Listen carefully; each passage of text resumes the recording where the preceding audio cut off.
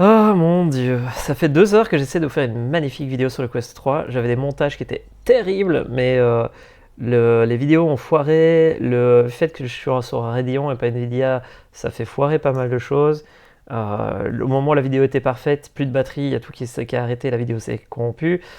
J'ai pas de vidéo sur le Quest 3 alors que c'est trop génial. Vous pouvez prendre des applications 2D, genre celle qu'on a faite ici, le mettre dedans, l'utiliser, jouer au jeu depuis le Quest, c'est génial. Mais ce sera pour une autre fois parce que, bah, pas de chance, je peux pas vous montrer ça. On le fera dans une prochaine vidéo quand je serai à la formation. Donc pour le moment, on va se contenter de continuer le cours. Alors, du coup, ici dans le cours, on a vu des UI, mais est-ce qu'on pourrait pas utiliser le clavier? Parce qu'en fait, ce qui se passe, c'est que sur téléphone, vous avez des claviers Bluetooth, des souris Bluetooth et des manettes Bluetooth. Ce qui veut dire que basiquement, notre petite application qu'on a fait pour le téléphone qui marche sur le Quest 3, on pourrait faire que, en plus d'avoir des boutons graphiques, on ait des claviers, des manettes et des choses comme ça. Par exemple, vous pourriez vous poser la question de est-ce que ça marche sur la Stream Deck, Steam Deck, Steam Deck. Tada! Sur ce joli petit bijou. Et bien ce joli petit bijou, il fait tourner Unity, et donc vous pouvez faire du Unity là-dessus. Et vous voyez, vous avez plein de petits boutons. Tous ces boutons, c'est des manettes. Et alors ce truc-là, c'est des manettes, mais elles ne sont pas fort lisibles en Unity. Donc il faut les utiliser, il faut les convertir, mais il y a ça et des boutons derrière. Donc cette manette est assez sympathique parce qu'elle a un écran tactile qui vous permet de faire des actions comme utiliser ça. Elle a une manette Xbox, parce que finalement tout ça c'est considéré comme une manette Xbox. Hein. Et puis elle a des boutons supplémentaires au besoin. Très sympa pour faire du QA testing, faire du contrôle à distance, faire des bots, faire plein de choses, faire des serveurs parce que c'est un ordinateur Linux. Trop cool. Et donc du coup, la question c'est comment on fait pour lire des inputs. Alors en Unity, la façon dont on fait pour lire des inputs, c'est qu'on crée ici un petit dossier qu'on va dire input pour stocker nos petits fichiers. Voilà. On va créer ce qu'on appelle un input action qui va nous permettre de faire un mapping. On va l'appeler ord mapping input par exemple. Voilà. Dans ce mapping, on va avoir cette jolie petite fenêtre, comme ceci. Magnifique. Et cette jolie petite fenêtre va nous permettre de créer un mapping. On va dire default. Hop là. Default ord input. Voilà. Donc on vient de créer un mapping pour tous. Alors on pourrait créer un pour je vole, je marche, je suis dans l'eau, et changer le profil des inputs basé sur le comportement de notre personnage. Bon, ici, qu'est-ce qu'il doit pouvoir faire notre personnage? Il doit pouvoir faire un pouvoir, donc power 1, comme ceci. Alors, il faudrait que je fasse power 0, 2, 3, 4, 5, 6, 7, 7, mais j'ai vraiment la flemme.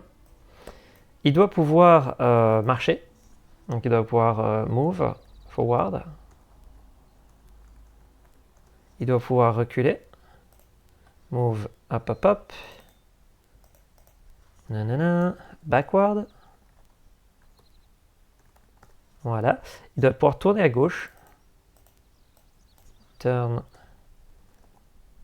left. Et il doit pouvoir tourner à droite. Turn right. Dans les autres sorts qu'il doit pouvoir faire, il doit pouvoir tabuler. Donc select, next, enemy. Et select, next, ally. Ally. Comme ceci. Alors, qu'est-ce qu'il peut faire d'important dans notre jeu? Vous voyez qu'on n'est pas en train de dire pouce sur gauche, pouce sur droite, pouce sur la flèche qui est là-bas. Non, on est en train de dire qu'est-ce qu'il peut faire. Simplement. Qu'est-ce qu'il doit faire aussi? Il doit pouvoir ouvrir la carte. Toggle map. Et il doit pouvoir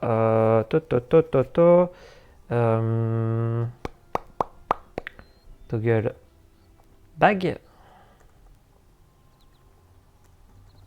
Voilà. Toggle map, toggle data, le strafe. On va mettre le strafe. Allez, on va mettre le strafe. Strafe. Left. Strafe. Right. Tada! Il doit pouvoir aller à gauche, il doit pouvoir aller à droite. Jump, on l'a mis, on l'a pas mis. On l'a pas mis de jump. Hop. Hop, jump. Voilà. Et alors le power, j'essaie de le mettre en dessous, mais il me laisse pas faire, donc je vais le supprimer. Voilà. Power 1. Power 2. Power 3. Power 4. Power 5. Power 6. Power 7. Power 8. 9. Power 0. Est-ce qu'il y a autre chose qu'on doit mettre dedans? A priori, pour le moment, non. Donc voilà, pour le moment, si on regarde un peu ce qu'on peut faire dans notre jeu basiquement, parce qu'il y a d'autres choses, on doit pouvoir bouger vers l'avant, vers l'arrière, strafer vers la gauche, vers la droite, sauter, tourner à gauche, aller au prochain ennemi, gna, toggle map, gna. Parfait. Alors on va mettre les mêmes que dans le jeu. Parce que basiquement, en fait, ça nous permettra de contrôler à distance le jeu. C'est-à-dire depuis un autre ordinateur, on va pouvoir contrôler ce jeu-là. Et après, on va pouvoir mettre d'autres trucs tels que la Xbox, nos pieds, nos trucs, nos mains, des boutons Switch, plein de choses qu'on peut mettre dessus. Donc Move Forward, ici dans le jeu, c'est le fait de pousser vers l'avant. Hop, Move Backward, c'est le fait d'aller vers l'arrière. Strafe Left, ici on avait dit que c'était la touche Q. Alors est-ce que je peux mettre une autre touche? Bah oui, parce que basiquement ici je suis sur l'ordinateur, donc je fais ce que je veux. Si je veux utiliser le numpad, je peux utiliser le numpad. Je suis pas obligé d'utiliser exactement les mêmes touches. Ici par exemple jump, ici on va mettre space, mais j'aurais pu mettre autre chose que space. Turn left, turn right, ben on va utiliser les flèches. Hein. On va utiliser ça. Voilà. Voilà, on va dire qu'on veut tourner, voilà. Alors, select de enemy, bah, c'est tab. Hein. Ici. Et select the ally, sur le jeu, je crois que c'était X. Hop, hop, hop. Toggle map, c'était M.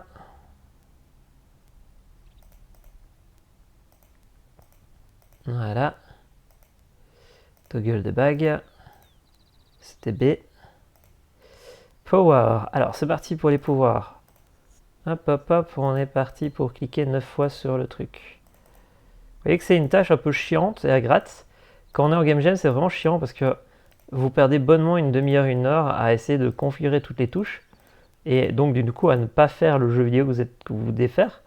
Mais ça vous fait gagner un temps de dingue par la suite. Parce que vous n'avez plus les problèmes de devoir faire du code qui dit « Ah, cette touche-là, ça fait ça ». Vous voyez ici, ce qu'on va faire, c'est qu'on va lister vraiment toutes les actions que le joueur peut faire. Et puis, prendre chacune des manettes et dire « Ah, sur cette manette, c'est ceci. Sur cette manette, c'est cela. » Alors, je vous montrerai bien avec une manette Xbox. Le problème, c'est que je suis dans un Airbnb et j'ai laissé tout mon matos dans les centres de formation. Donc, du coup, je ne l'ai pas avec moi. Mais c'est pas grave, on va déjà le faire au clavier, ce sera déjà bien. Voilà. Vous voyez que ça prend son petit temps. Hein. Je le fais parce qu'une fois que c'est fait, c'est fait. Surtout pour le clavier. Pop, pop. 8. Voilà. Power 9. Voilà. Power 0. Alors, ça, vous voyez, on a mis 0, 9, 8, 7, ta. On a mis toutes les touches. Ce qu'on vient de faire, c'est ce qu'on appelle du mapping. C'est pas encore le fait de lier les touches à l'action. C'est juste de dire, voilà ce que le joueur est en droit de faire. Alors, bien que ça nous permette d'uniformiser un petit peu tous les inputs, on a un tout léger petit problème. C'est que sur le Quest, on a 2 joysticks. Et ces 2 joysticks, ils ne se laissent pas lire comme des boutons. Ils devraient pouvoir, mais ils ne se laissent pas lire comme des boutons. Donc en plus de tous ces boutons-là, il faudrait que je rajoute ce concept de joystick. Et sur la manette des Xbox, et de la plupart des manettes, on a aussi 2 triggers, qui sont les boutons sur le côté. Donc ce que je vais faire, c'est que je vais mettre un tout petit peu de hardware dedans. Je vais lui dire, ajoute-moi ici une action, et on va l'appeler trigger left et trigger right, qu'on a aussi sur les quests. Hein. Trigger right. Voilà. Sauf que les triggers, c'est pas des boutons. Les triggers, ce sont ici une valeur et cette valeur, c'est un axe. Si vous ne mettez pas ça, il ne va pas nécessairement trouver votre axe. Voilà, magnifique. On a le trigger left, le trigger right. Bon, le truc, c'est qu'il nous reste encore deux autres actions à ajouter. C'est le joystick left et le joystick right. Joystick left et le joystick right. Tada! Donc ici, ces deux-là, ben on va leur dire, vous êtes une valeur de type stick. Stick, c'est pour joystick. Valeur de type stick. Tada! Qu'est-ce qu'on a comme autre commande de valeur? On a integer, digital, double, vecteur 2, vecteur 3. Pourquoi vecteur 3? Vecteur 3, ça veut dire 3 valeurs, x, y et z. Typiquement, c'est le genre de truc que vous allez utiliser pour les positions de la manette. Les manettes de la réalité virtuelle. Ici, on ne va pas le faire pour cet exercice, parce qu'on essaie de bouger le personnage. Mais c'est vrai que quand on sera dans les cours de réalité virtuelle, on aura besoin du vecteur 3 pour la position, et du quaternion pour la rotation. Bon, ici, il y a ça, il y a D-pad, c'est les flèches, touch, c'est le fait de toucher avec le doigt. Il y a plein de trucs intéressants. Nous, on va se contenter de ceci. Est-ce qu'on a comment on appelle ça? Est-ce qu'on a un trigger, donc une sorte de gâchette sur le clavier? Ben non. Est-ce qu'on peut inventer un trigger sur le clavier? Oui. Donc on va le faire ici. Donc on va utiliser pop. Allez, on va utiliser T et G, puis Y et machin. Donc ici, ce qu'on va faire, c'est qu'on va dire, je voudrais ajouter un positif et un négatif pour créer notre fameux trigger. Donc, il est en train de me le créer, c'est juste qu'il a rechargé. Voilà. Je vais dire le négatif, ça va être mon G. Et mon positif, ça va être mon T. Ce qui veut dire que quand j'aurai ma manette, je pourrai rajouter ici ma manette et j'aurai ma manette. Malheureusement, je n'ai pas de manette sur moi, donc je ne vais pas pouvoir vous montrer. Je vous montrerai dans une autre vidéo, j'aurai les manettes et tout le reste. Alors ici maintenant, ce qui se passe, c'est que je vais devoir écouter à la manette de droite. Donc on va créer ici un double.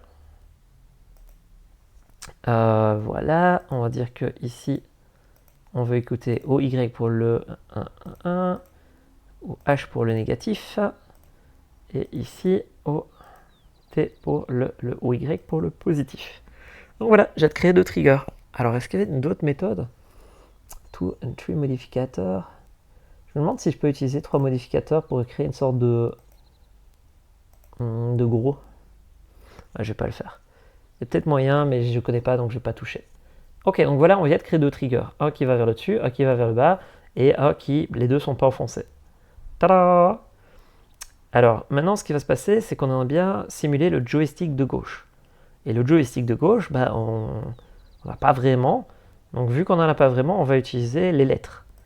Donc ici, on va dire qu'on va utiliser, on va créer un faux jeu de joystick à partir de up, down, left, right. Pareil pour ici. Voilà. Qui me dit, ok, tu veux créer un faux joystick en attendant d'avoir un gamepad? Bah, c'est pas grave. Tu me donnes le up. Ici, je vais utiliser W. Tu me donnes le down. Je vais mettre le S. Tu me donnes le gauche. On va dire A. Tu me donnes le droite. Je vais mettre D. Et pour le deuxième, on va dire, bah, tu me donnes un joystick. Hein. Je vais dire up. Je vais dire down. Je vais dire gauche. Je vais dire droite. Et c'est là que je regarde et que je vois que j'ai pas lancé l'enregistrement. Non, ça va. Donc, on a inventé deux faux joysticks dans lesquels on lira une manette quand j'aurai les manettes sous mes pieds. Enfin, dans mes mains. Oui, je joue avec mes pieds de temps en temps. Alors, voilà, on a tous nos trucs avec toutes les touches. On est prêt, on va pouvoir sauvegarder. Donc là, on vient de créer un fichier qui s'appelle Horde Mapping Input, dans lequel on a dit voilà tout ce que le joueur peut faire et voilà à quoi il est relié au niveau du hardware. Donc, trop cool, magique. D'ailleurs, en parlant de ça, je viens de me rendre compte d'une bêtise, c'est que je peux le faire à l'avance. Regardez. Alors, on avait dit qu'on n'avait pas de manette. Oui, c'est vrai. Mais ce qu'on peut faire, c'est dire à l'avance qu'on va utiliser un gamepad commun à tout le monde, et que ce qui nous intéresse, nous, c'est le joystick de gauche. Nanana, gamepad. Left shoulder. Donc c'est pas le shoulder, c'est le trigger. Le problème c'est que ça me ferait bizarre parce qu'il met bouton et pas de joystick. Il n'y a pas de... On va dire Xbox. J'aime pas Xbox. Android Gamepad. Ça c'est quand c'est pour le télé... Ce qui m'ennuie un peu, c'est surtout le fait qu'il est censé me produire un axe et il me donne un bouton. Bon, c'est pas grave, on va faire avec. Donc ici, il nous faut le left trigger. Et ici, il nous faut le right trigger. Donc on va dire pad, right trigger. Right trigger. Tada! Maintenant, ici, pour le joystick, pareil, on va lui dire je ne sais pas à l'avance quel type de manette je vais avoir, mais je sais que je peux te dire de vouloir le left stick. Et je peux te dire que je vais utiliser le right stick. Gamepad.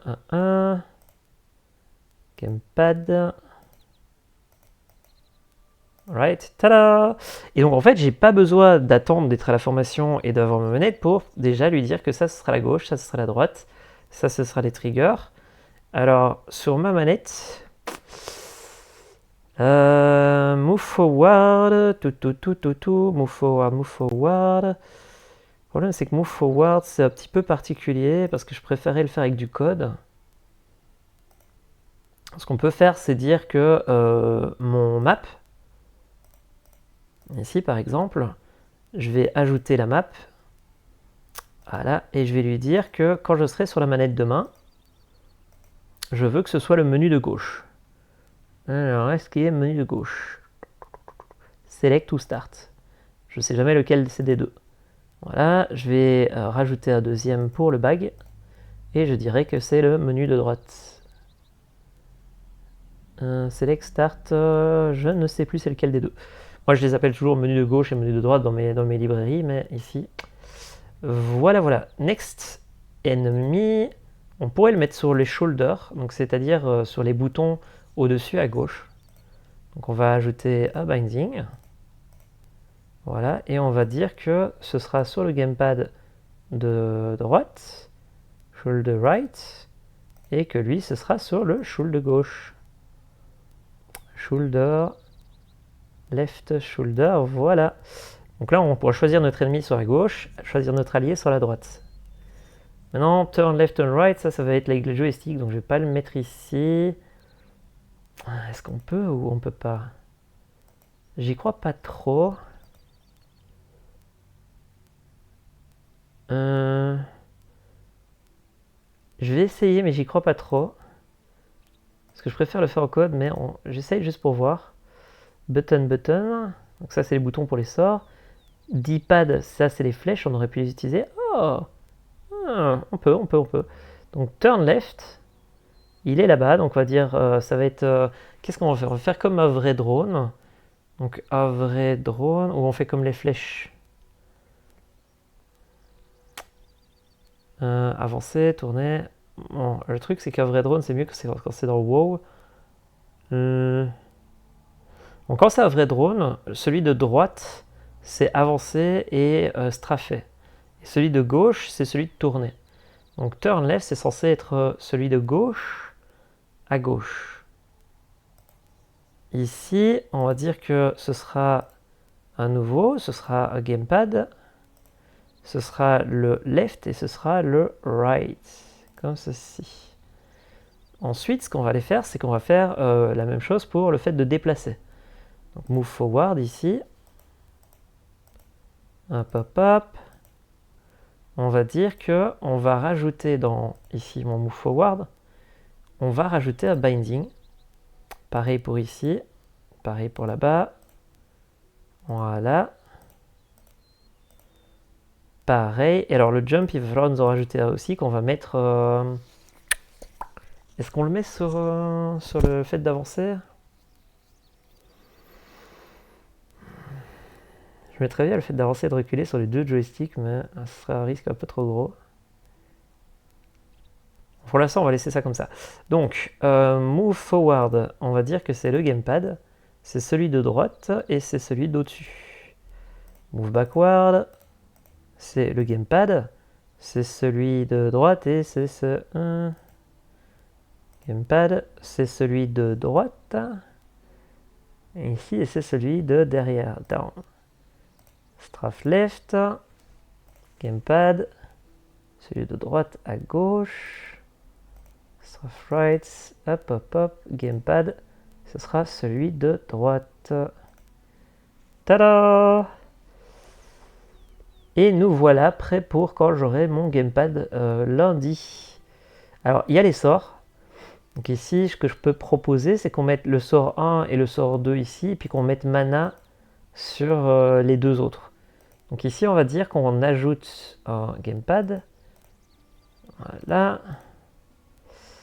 Et alors, le truc, c'est que le mana, c'est sur le sort numéro 5 et le sort numéro 6 qu'il est mis par défaut. Vous voyez ici, hop, hop, hop. Si on regarde, il est mis 5 et 6. Donc le 5 et le 6. Ok. Donc premier sort, c'est Gamepad. Et alors c'est le bouton du bas. Vous voyez qu'ils n'ont pas mis X, Y, Z, ils ont mis le direction cardinale. Nous, c'est celui qu'on veut, c'est celui du nord. Pour le deuxième sort, on veut celui qui est à l'est. Donc on fait Gamepad, button east. Maintenant, on veut que le soin, ce soit le bouton à droite. On va dire que ce sera Gamepad West et le mana ce sera le Y. Sud. Ah, je me suis gouré, le nord c'est vers le bas, donc ça c'est vers le haut. Hop, je me suis planté. C'est vers le sud. Tada! Donc là, la touche du bas ce sera le sort, la touche à gauche ce sera un autre sort, la touche au-dessus ce sera rien, rien. Donc, la touche du dessus ce sera le pouvoir pour le mana et celui à droite ce sera celui pour les vies. Et donc là normalement avec une manette on va pouvoir activer des trucs. Tout ça pour dire, on vient de faire le mapping des claviers et des manettes. Une fois qu'on sera dans le cours de réalité virtuelle, on faudra revenir ici, brancher notre casque et ajouter chacune des composants de notre manette pour pouvoir jouer à notre jeu. Soit ça, soit à ce moment-là prendre le code natif de la manette, le dupliquer et faire un code qui va vraiment en dur. Ah non, c'est plutôt cette manière-là. Bon. Ici, c'est pour quand on veut vite faire un jeu. Et en fait, ce qui se passe, c'est qu'il y a beaucoup d'outils d'Unity, c'est pour vite fait faire quelque chose en attendant qu'on fasse un truc plus complexe. Donc voilà, normalement, on a tout ce qu'il nous faut. Est-ce qu'on a tout ce qu'il nous faut? Oui. Alors, on sauvegarde tout ça. Jump, on l'a mis là, mais on l'a pas mis sur la manette. On va dire que c'est la flèche. Je regarde s'il y a autre chose de plus...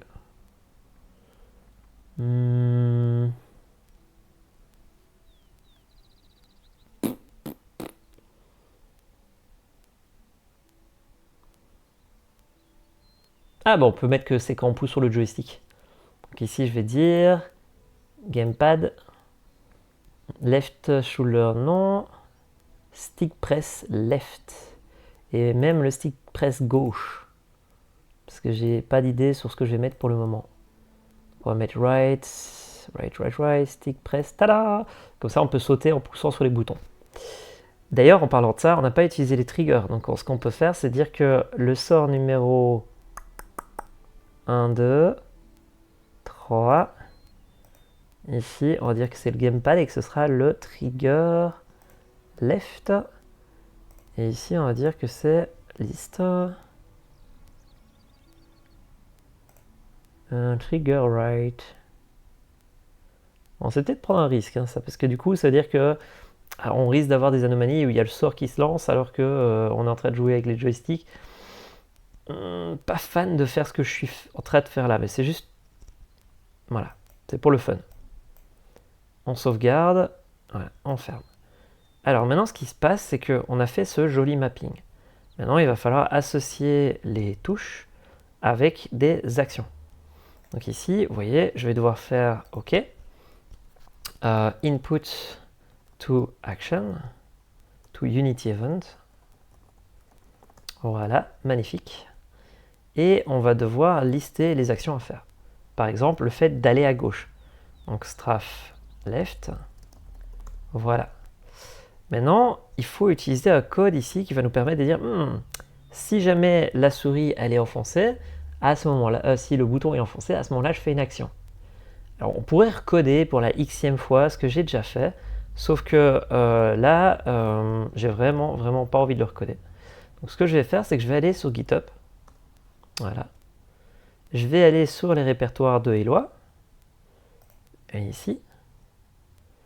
Je vais aller chercher Tick Collection, qui est ma librairie qui permet de faire des petites actions rapides quand je fais des prototypes. Je vais copier ça et je vais aller ici mettre dans un README que j'appelle Show in Explorer. Voilà. Je vais aller créer un fichier required. Et dans le required, j'ai tendance à aller mettre t'as besoin de cette librairie pour fonctionner, mec, sans ça, je fonctionnerai pas. Voilà. Et après, je le mettrai dans le README et on rappellera bien qu'il faut utiliser cette librairie-là. De toute façon, il va vite le voir, il y aura des scripts qui manquent. Qu'ici, en faisant ça, on va pouvoir dire tu as besoin de ce code-là en plus. Donc je vais aller le dupliquer. Alors on peut le mettre dans le package manager directement, ici, package manager, hop hop hop. On fait plus, on le met ici dans le git URL, comme ceci. Là, ce qu'il va aller faire, c'est qu'il va aller installer dans votre projet un bout de code que Eloi a fait. Vous allez voir, il va mettre package Eloi Stray. Et dans le Total Quarantine, il faudra la rajouter aussi, quand on voudra tester dans la version officielle. Je l'ai mis dans le package manager parce que je ne suis pas censé l'éditer, il est déjà fait en soi. Il n'y a pas besoin que je modifie du code, à moins que je trouve un bug.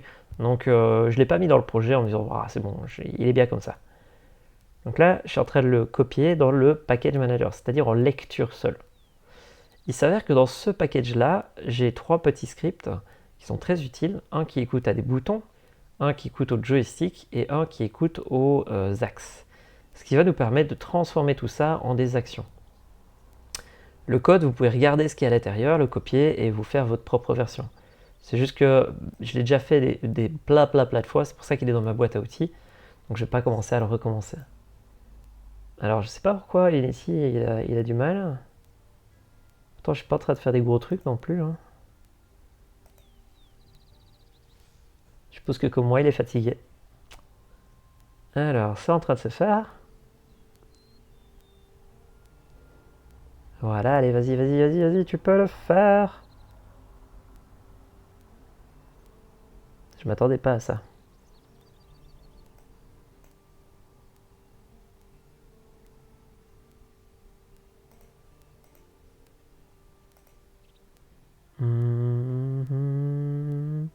En fait, dans Unity, il y a des stars, des enable, des disable, des awake. Il y a plein de petits trucs qui sont super pratiques. Et en fait, tous mes outils commencent par Tick Mono pour dire il y a un événement auquel tu peux t'abonner. C'est juste un truc qui me permet d'écouter à tout ça et de le mettre dans la scène. Bon, ici, je crois que Unity, il a eu un peu de mal.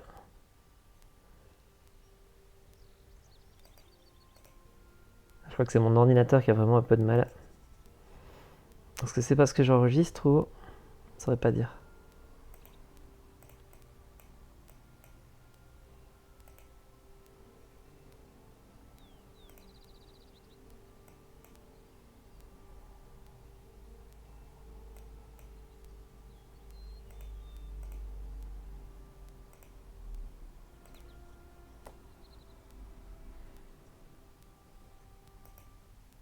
Ah, il a réussi. Non, toujours pas. Allez. Ah. J'avoue que c'est pas habituel qu'ils prennent autant de temps, mais voilà, c'est fait. Donc ici, basiquement, hop, on a notre magnifique projet Unity. Et ici, vous pouvez voir que maintenant, on a une librairie qui s'appelle Tick Mono quelque part. Tick Collection. Voilà. Il y a une scène de démo ici sur comment l'utiliser. Mais on va plutôt l'utiliser directement parce que je connais. Ici, on va faire Tick Mono. Alors, il y a awake, il y a delay, il y a plein de petits trucs qui sont assez sympathiques. Nous, ce qu'on veut, c'est écouter un bouton. Tick Mono, input button. à quoi ça ressemble le code à l'intérieur. On va pouvoir aller voir. On ne pourra pas l'éditer, mais on va pouvoir aller le lire. Alors, on peut l'éditer, mais il va être écrasé quand on va recharger le package, quoi. Donc, je vais l'ouvrir juste pour vous montrer un peu à quoi ça ressemble.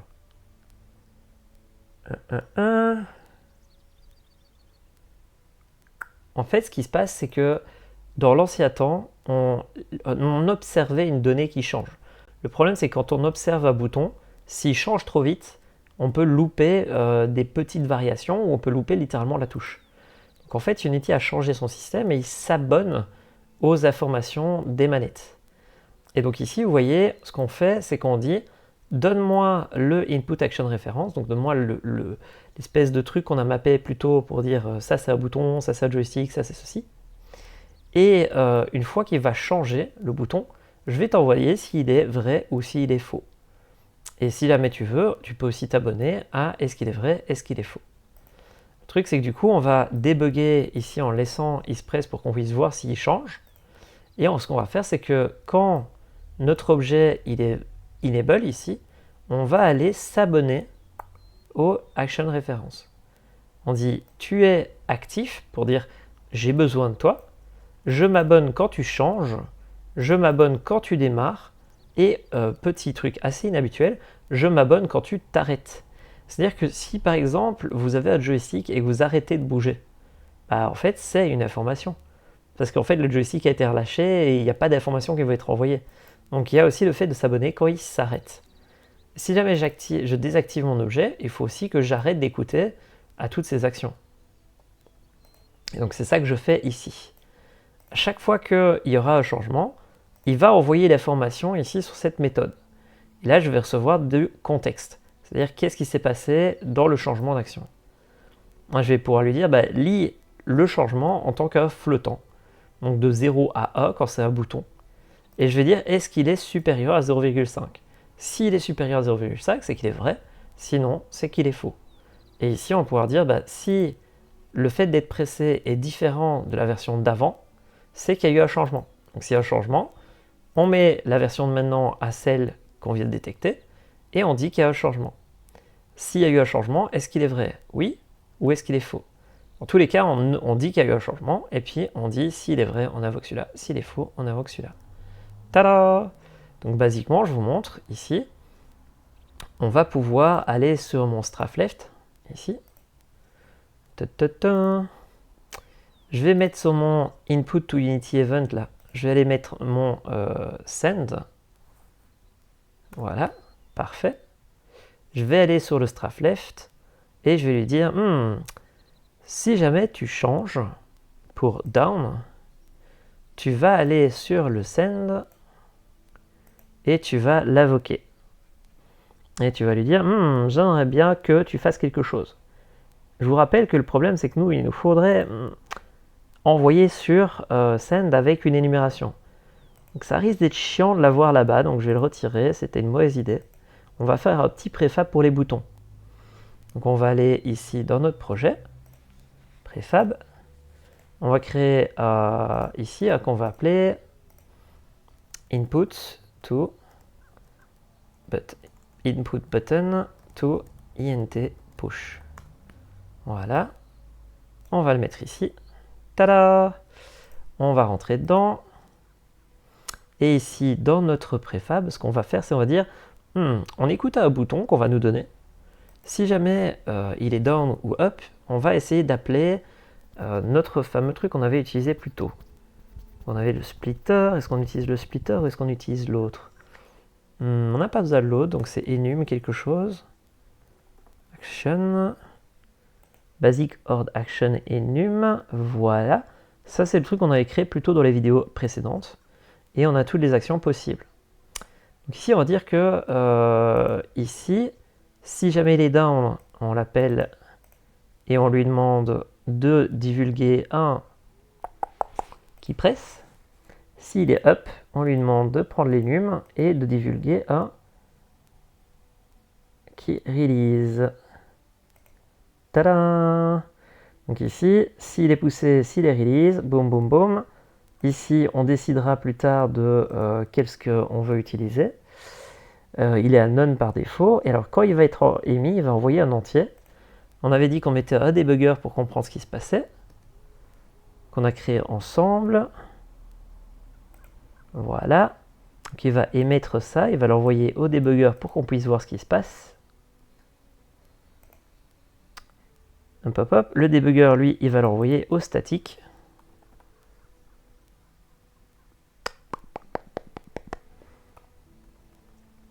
Send. Voilà. Donc il va dire, quand je reçois ma donnée, je l'envoie au sender.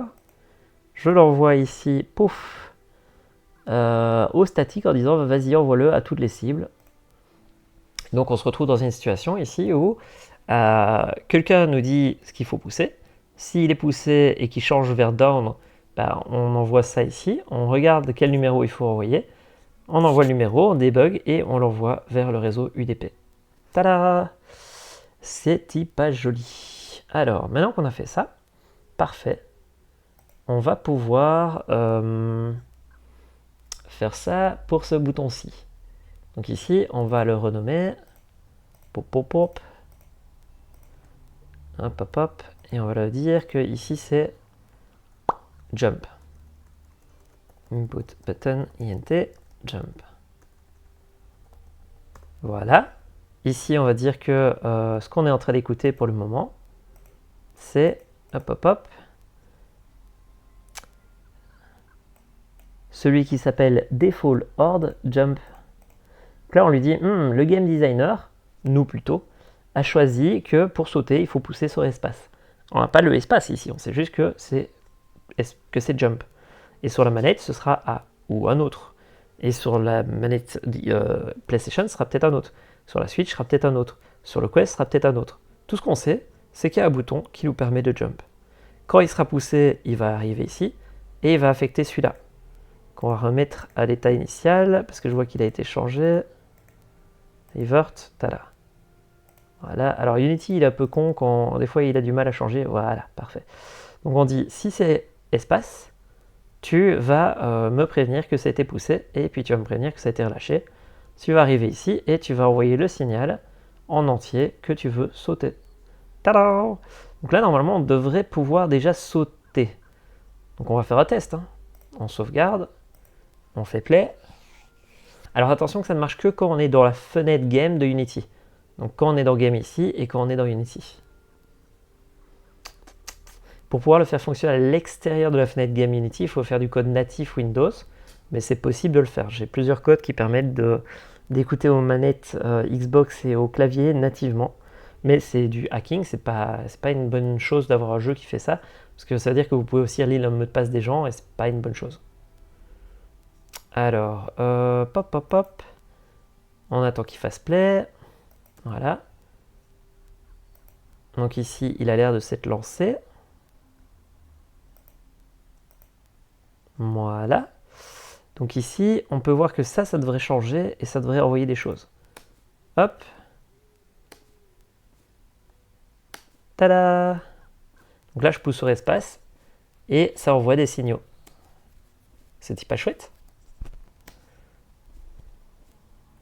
Alors, dans les boutons qu'on a à disposition, nous, ce qu'on a envie de faire, c'est pas nécessairement que espace.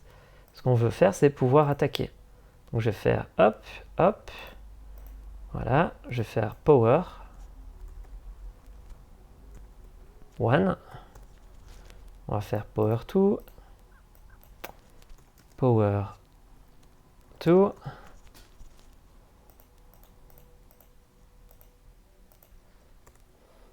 Voilà. On a le fait de healer. On a le fait de ouvrir le bag. La carte. Et ce qu'on va essayer de faire, c'est au minimum les strafes. Enfin, le fait de tourner et d'avancer. Donc ici, on va avoir bouton forward. Bouton backward. On a le turn left.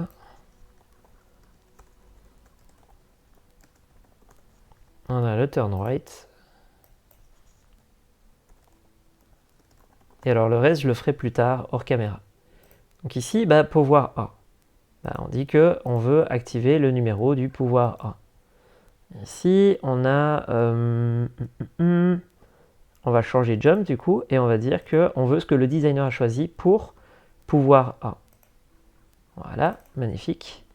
Pouvoir 2, pareil, on va dire qu'on veut le pouvoir 2. Voilà. Et ici, pareil, on va mettre pouvoir 2. Maintenant, le heal, on sait que c'est le pouvoir 5, et que ici, c'est le pouvoir 5. Magnifique. Le mana, on l'a pas mis. Alors, le map, on va dire la touche du map. Alors, map. On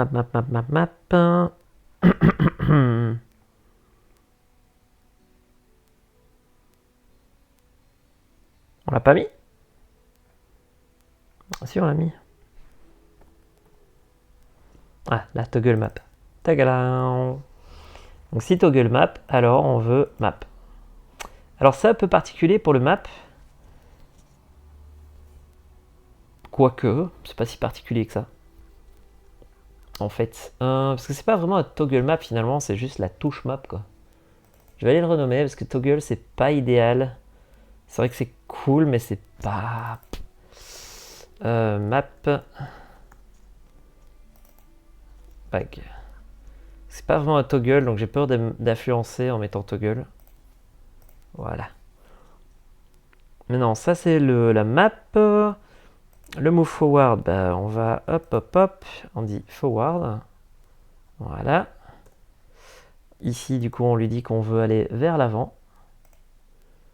Backward.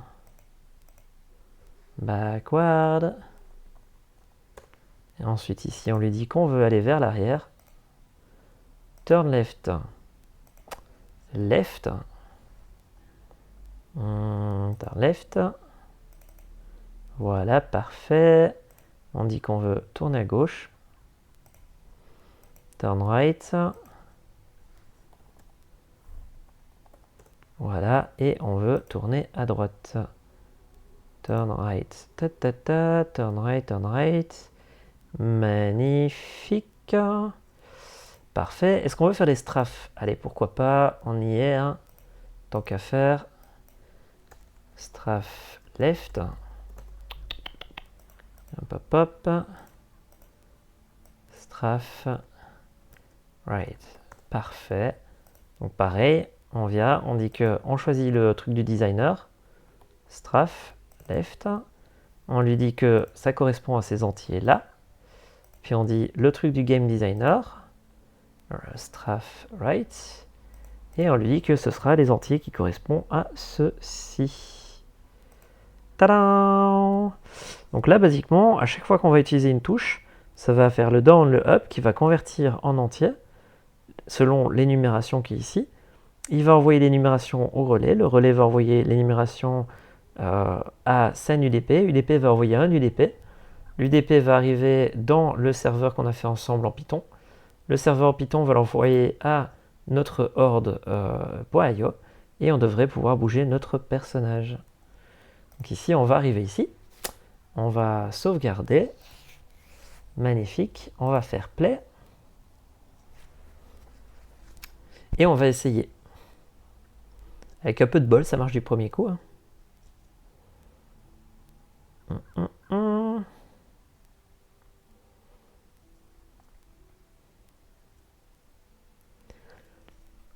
Alors. Désolé, vous voyez que je suis fatigué. Désolé. Il a buildé. Enfin, il a buildé, il a fait play. Je vais dans la fenêtre ici et j'essaie d'avancer. Donc là, je ne suis pas en train d'avancer dans le jeu. Hein. Donc juste pour vous montrer que je ne suis pas en train d'avancer dans le jeu, je mets la fenêtre par-dessus. Je suis bien à l'extérieur du jeu. On pop-up. Donc ce qui va se passer, c'est que j'avance, je recule, je tourne à gauche, je tourne à droite. Parfait. Est-ce que je peux straffer? Non, parce qu'on a fait une erreur. Si, je peux straffer. Tada, regardez. Tada. Je suis en train de straffer. Ouh. Est-ce que je peux tabuler? Le tab, il n'a pas l'air de marcher. Pourquoi? Parce que je ne l'ai pas mis. Du coup, je vais le sélectionner ici en attendant. Voilà. Alors, mon ennemi, il est là. Est-ce que je peux l'attaquer? Je fais sort numéro 1. Sort numéro 2. Est-ce que je peux me healer? Alors vu que j'ai pas de heal, ça va être un peu con. Parce qu'ici vous voyez que j'ai pas de potion de mana.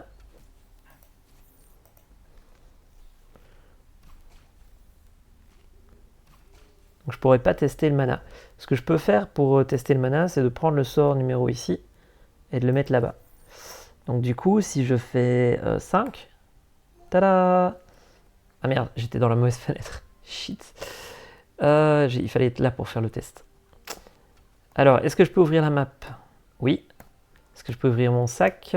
Le sac, non. Le sac, je ne l'ai pas fait. Vous voyez que tout ce que j'ai oublié de faire, il n'y est vraiment pas du coup. Hop, hop, hop. Bon, bah on va faire le sac. Hein. Il nous reste le heal, le sac. Alors, la map, elle est là. Le heal, il est là. Le pouvoir, on va le faire. En fait, j'ai un petit élément, un élan de courage. Je me dis, bon, allez, ça vaut la peine quand même de rajouter 2-3 trucs. Voilà, 4. Ici, on dit pouvoir numéro 3. Vous voyez que c'est un travail un peu long et chiant. Quand vous êtes pressé dans une game jam, c'est vraiment pas le moment. Vous êtes en mode vite, je veux faire mon jeu, et vous êtes obligé de faire ça. Mais c'est nécessaire pour que votre jeu tourne. C'est aussi pour ça que les inputs des jeux sont souvent délaissés. On est en mode ah non, je veux vite coller. Et à un moment donné, il faut faire ce qu'on est en train de faire là. Il n'y a rien dans le jeu vidéo qui se fait rapidement. Mana. Voilà, hop hop hop. Donc ici, ce qu'on veut faire, c'est notre Strav, bag, il. Ah, j'ai oublié de faire mon select ally aussi et mon select ennemi. Bon, le mana, il attendra. Ici, il nous faut notre bag. Alors, notre bag, hop, map, bag, bag. Voilà. Mana, je crois que je l'ai oublié en fait. Mana. Ouais, j'ai oublié le mana. Vous voyez, j'ai choisi il y a le heal, mais il n'y a pas le mana. Ah, j'ai même pas mis le heal en fait. Ouais, j'ai oublié les touches du heal. C'est pas grave. Hop, hop, hop, mana. On les mettra plus tard. Voilà. Alors, ce qu'il faut absolument rajouter, du coup, c'est le select ally et select enemy. Enemy. Et le select ally. Voilà, magnifique. Donc, on va dire mon select enemy ici. Select ally enemy. C'est lui. Et il fait appel à select enemy. Mon select ally. Il est là. Et il va faire appel au select ally. Voilà. Et on est plus ou moins bon. On sauvegarde. Bag map, faut voir. Il nous reste le fameux heal qu'on a oublié. Est-ce qu'on le rajoute? On peut aller rajouter hein, tant qu'on y est. Ce qui est fait n'est plus à faire. Qu'on rajoute 1, 2. Ici. Heal. Power. Heal.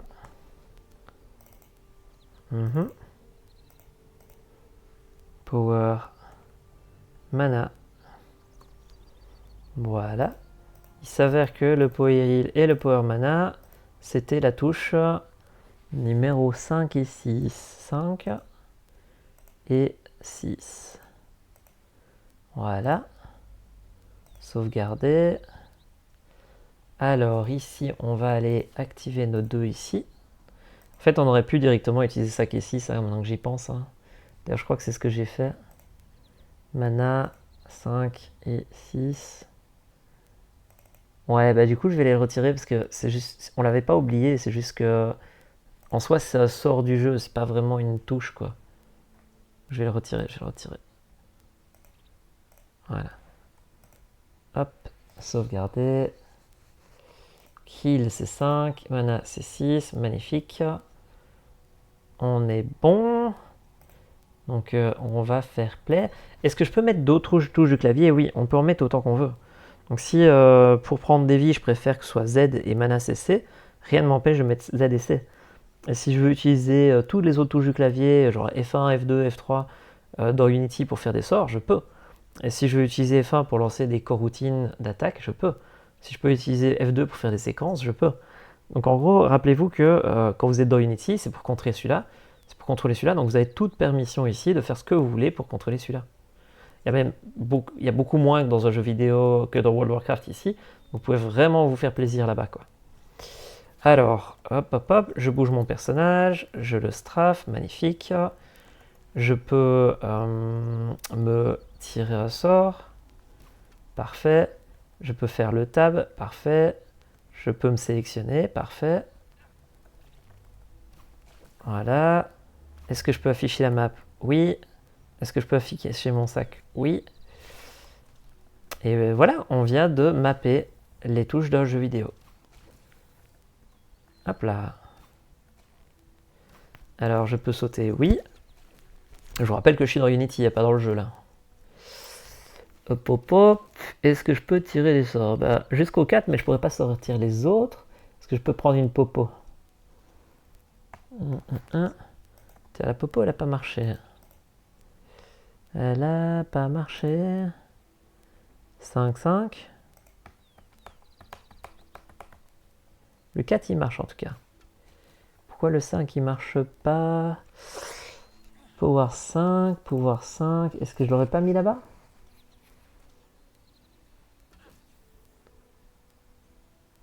Ouais, je l'ai pas mis là-bas. Ou je l'ai réécrasé sans le vouloir. Hop.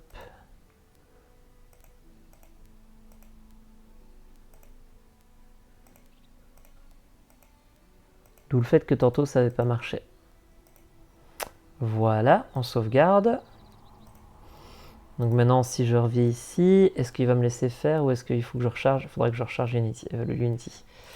Mais voilà, vous avez compris un peu l'idée de comment fonctionnent les inputs de Unity. Alors, le truc, c'est que vous remarquerez que j'ai galéré à un moment donné, j'ai essayé de bouger, il ne bougeait pas. C'est parce que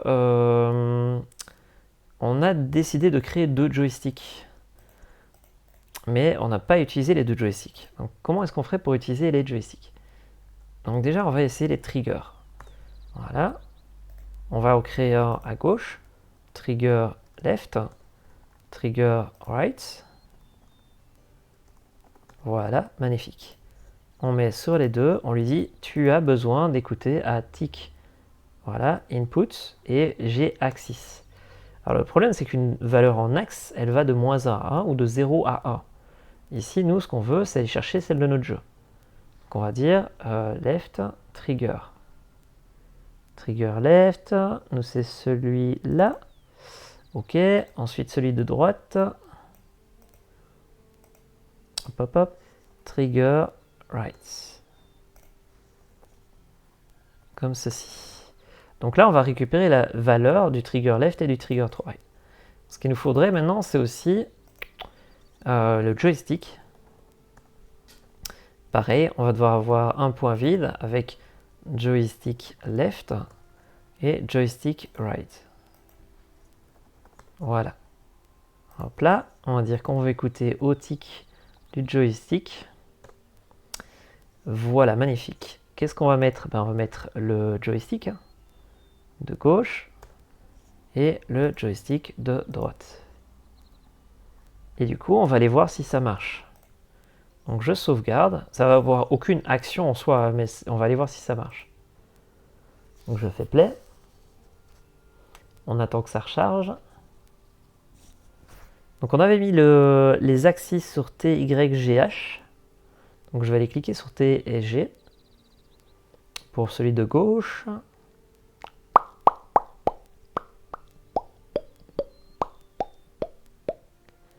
Donc vous voyez, ici j'ai mon trigger left. J'attends que Unity me laisse faire. Voilà, magnifique. Ah, c'est parce que je suis sur batterie qu'il est long. hop, je suis sur le trigger left, voilà, je clique dans ma fenêtre, et vous pouvez voir que si je pousse sur T, c'est 1, si je pousse sur G, c'est -1, et si je pousse sur aucun des deux, c'est 0. Et alors ici, si je vais sur le right, T, 1, -1, 0. Maintenant, si je vais sur le joystick, bah, en fait, on avait dit que le joystick, c'était les touches A, Z, D, W et J, K, machin. Donc je suis sur le left, -1, 1, donc je vais faire les horizontaux, -1 vers le haut, -1 vers le bas, enfin vers le haut, vers le bas, vers le haut. Maintenant, on va aller voir si celui de droite, il marche. Hop, hop, hop, hop, tada! Donc vous voyez que je peux simuler un joystick avec mes touches de clavier, comme ceci. Alors, le truc, c'est que maintenant, on aimerait bien faire en sorte que si on arrive vraiment totalement à gauche, eh ben, on fasse une action. Si on arrive vraiment totalement à droite, on fait une autre action. Parce que vous voyez que ici, mes joysticks, normalement, j'étais censé les avoir liés au jeu, mais ce que j'ai lié, c'est le gamepad. Donc finalement, les joysticks n'ont pas d'effet sur cette partie-là. En tout cas, dans le Quest, ça aura un impact, mais là, ça n'en a pas. Donc ici, ce qui se passe, c'est que j'aimerais bien utiliser ce joystick pour faire des actions. Le problème, c'est qu'on a une valeur, un flottant. Donc ce qu'on va devoir faire, c'est l'arrêter. Et ici, on va devoir appeler ceci un axis X, axis Y.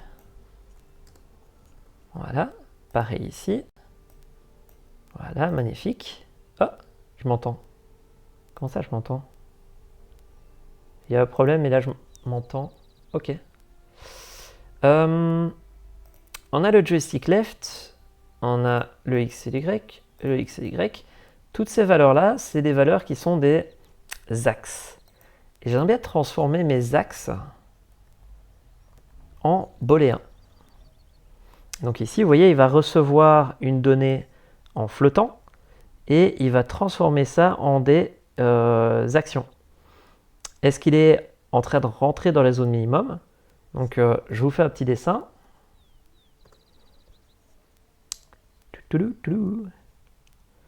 On a une ligne. Et là, c'est ce qu'on appelle la zone morte. C'est-à-dire que votre joystick, il peut être abîmé et il peut varier. Il peut faire... Donc on ne veut pas écouter à cette zone-là. Et en fait, ici, c'est la zone où on aimerait bien dire, ben, si tu arrives là-bas, va à gauche. Si tu arrives là-bas, va à droite. Et en fait, ce que vous venez de voir ici, ben, qu'on le mette en Y, un pop-up, est-ce qu'on peut le tourner? Je voulais le tourner, mais je ne sais pas comment on le fait pour le tourner. Bon, qu'on soit en Y ou en Z, ça reste cette idée d'avoir un axe. On ignore le début, on a la fin, on a le début. Et donc en gros, ce qui va se passer ici, c'est que vous pouvez voir qu'on a min pour la gauche, max pour la droite. Donc est-ce qu'on rentre dans le min? Est-ce qu'on rentre dans le max à droite? Il est à droite par rapport à la situation, quoi.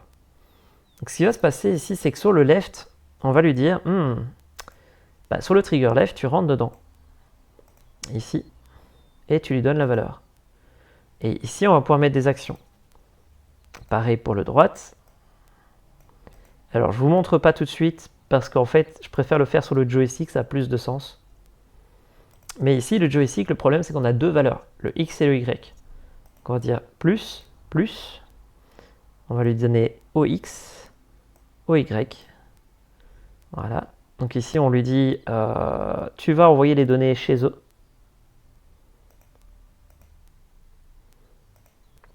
Ensuite, on va aller dans joystick right. Ici. Et on va lui dire, bah, écoute, quand tu chopes des données, tu les envoies là-bas.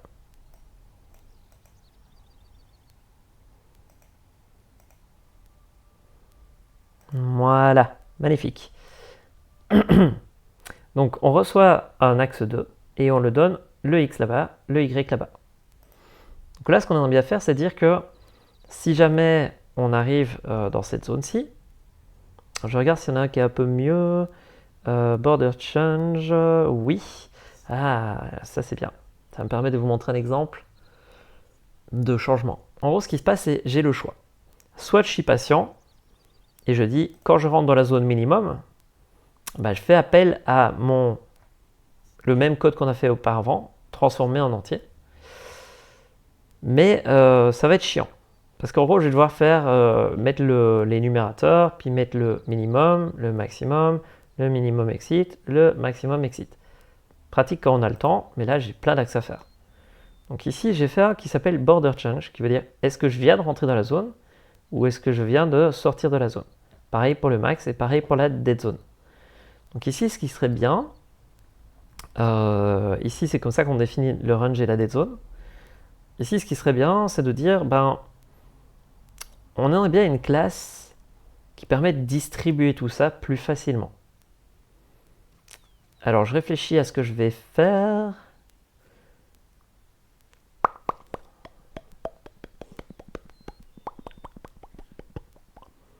On va faire une autre vidéo sur le sujet. Sachez que, voilà, il y a des Unity Events, on peut les utiliser. Vaut mieux faire une vidéo séparée sur le sujet. Ok. Et donc là, basiquement, on a écouté à des boutons. On les a liés à notre jeu. On a écouté à des triggers. On a vu les valeurs. On les a écoutés des joysticks et on a affiché les valeurs. Il ne nous reste plus qu'à utiliser ce truc-là dans une autre vidéo pour séparer des flottants en booléen et en faisant des actions avec. Sur ce, je vous souhaite une très bonne soirée. Je vais faire une dernière vidéo avant d'aller dormir, parce que quand on va dormir, on fait des sauvegardes. On devrait sauvegarder 4 fois par jour, mais au minimum une fois avant d'aller dormir. Donc c'est ce que je vais faire maintenant avec vous. On se voit dans la prochaine vidéo pour transformer ça en un package sur Git. À tout de suite. Ciao, ciao.